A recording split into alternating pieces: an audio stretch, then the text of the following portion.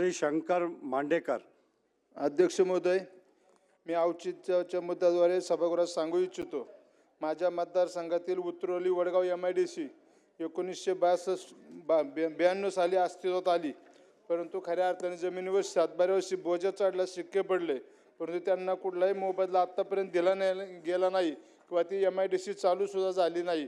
त्यामुळे खऱ्या अर्थानं त्या भागात खूप गरजेची आहे, ती झाली पाहिजे. म्हणून मधल्या काळात उपमुख्यमंत्री नामदार अजितदादा पवार यांच्या दालनामध्ये उद्योगमंत्री समेत संपूर्ण अधिकाऱ्यांना घेऊन मिटिंग घेतली, परंतु त्या ठिकाणी सूचना देण्यात आल्या आणि त्याची कारवाई करण्याची सूचना देण्यात आल्यानंतर या ठिकाणी त्याची कारवाई व्हावी आणि ती MIDC चालू व्हावी अशी माझी आपणा सभागृहाला मी विनंती करतो. कारण की त्यावर भोरमधील अनेक शेतकऱ्यातील मुलांचे भविष्य अवलंबून आहे.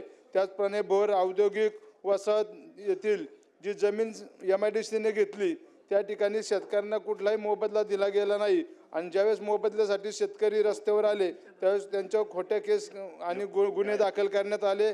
ते गुन्हे खऱ्या अर्थानं मागे घेण्यात यावेत अशी मी सभागृहाला विनंती करतो.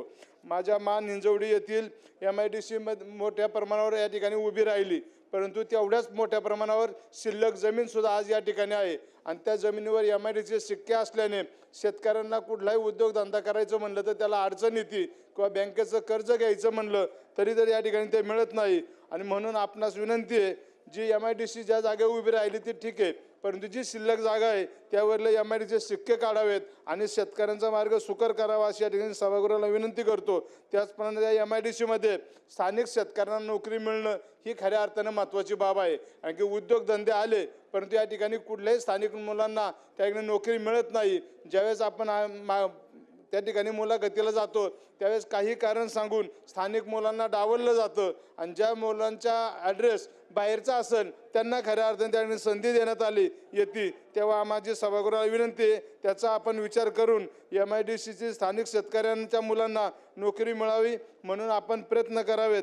त्याचप्रमाणे या ठिकाणी काही जी जमीन शिल्लक राहिली होती त्या बाबतीत शेतकऱ्यांनी थोडी आंदोलनं केली होती, परंतु ही आंदोलनं शांततेच्या मार्गाने असताना देखील शासनाने त्यांच्यावर कारवाई केली आणि अनेक वर्ष त्या ठिकाणी त्यांच्यावर गुन्हे दाखल आहेत. त्यांना चौकीचे म्हणजे कोर्टात जावं लागतं, मुंबईला पण कधी कधी जावं लागतं.